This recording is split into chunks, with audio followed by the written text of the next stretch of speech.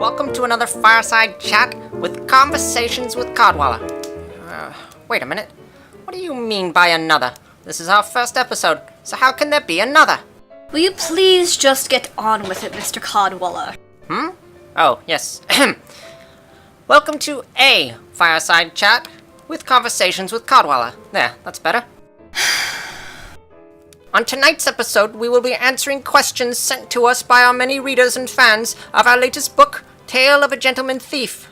Questions sent to us? Are you referring to this haphazardly scribbled page of questions that you just scratched out and handed to me? Ahem. Those are indeed questions sent to us by our many devoted readers. Many? How many people have purchased your book? 1, 2, and you ordering proofs does not count as a sale. I can assure you, Penelope. Lady Pendleton. Yes, Lady Pendleton. I can assure you that all of these questions are genuine and were indeed sent in by our numerous fans. Yes, I'm sure. Anyway, tonight our lovely Lady Pendleton will read your many questions and I shall do my utmost to answer them all. Shall we begin, Lady Pendleton? If we must. Yes, we must. Fine, then. Question 1. As truly one of the world's greatest gentlemen, how did you become the greatest gentleman thief the world has ever known? An excellent question. I was born the only child of the great Lord and Lady Cadwaller in the illustrious city of Edinburgh. When I was but a lad, my father's life was taken from me in an unfortunate rifle-cleaning accident. Not long after my father's passing, my mother and my uncle simply vanished, leaving young Shinwell alone to the harsh streets.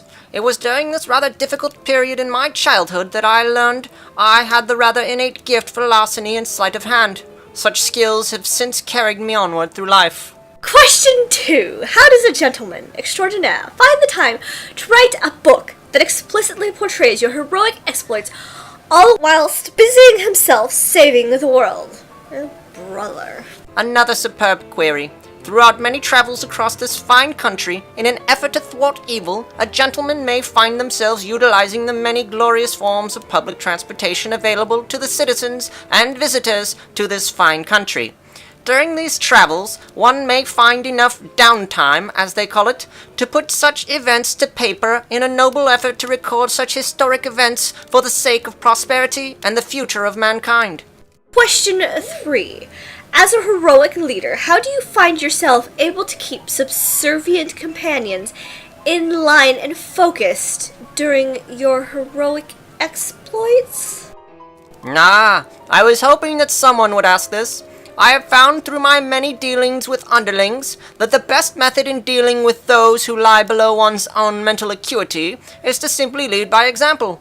By being the best that one can possibly be, it sets an example that, if followed properly, can help those that find themselves to be mentally and courageously challenged in difficult situations to not muck it up, so to speak. This is truly absurd. Question 4. As a gentleman formed of the ultimate combination of good looks, intelligence, ruggedness, manners, and proper breeding, how do you manage to stay focused during your exploits when a member of the opposite sex must surely bombard you with advances and propositions? Propositions like, will you please go away? Another fantastic question. Constant vigilance. As the unsung and humble hero of the known world and all of mankind, one must remain focused and humble. A proper gentleman will remember to always first deal with the matter at hand. There will always be time for a gentleman to find a port in the storm when the journey is done. Are we quite finished feeding your already overinflated ego? Not quite, my dear Lady Pendleton. If you turn that sheet of paper over, you will notice that there is another question left. Question 5. Oh, you've got to be kidding me! Please just read the questions, Lady Pendleton. It's not even really a question. Ahem. Fine. Question 5. One must feel extreme amounts of pity for poor Lady Pendleton as she is forced to endure the presence of an Adonis in human form, unable to truly express her obvious feelings and desires towards you, like possibly murder. I am truly very humbled and honored at such a keen observation.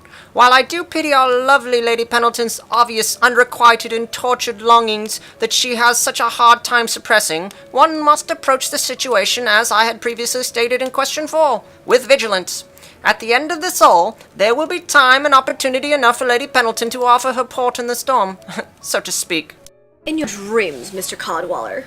Denial can be such an ugly thing, Lady Pendleton. Are we quite finished here, Mr. Cadwaller? Yes, Lady Pendleton, I believe that we are done for tonight. Thank you for watching. Please join us again next time for another episode of Conversations with Cadwaller. Please send any questions you may have to the electronic postal code below, or contact me on the Facebook. For those of you that have yet to purchase my fine volume of literary excellence, copies can be procured on Amazon.com. Until then, good health and toodaloo. Buy my book!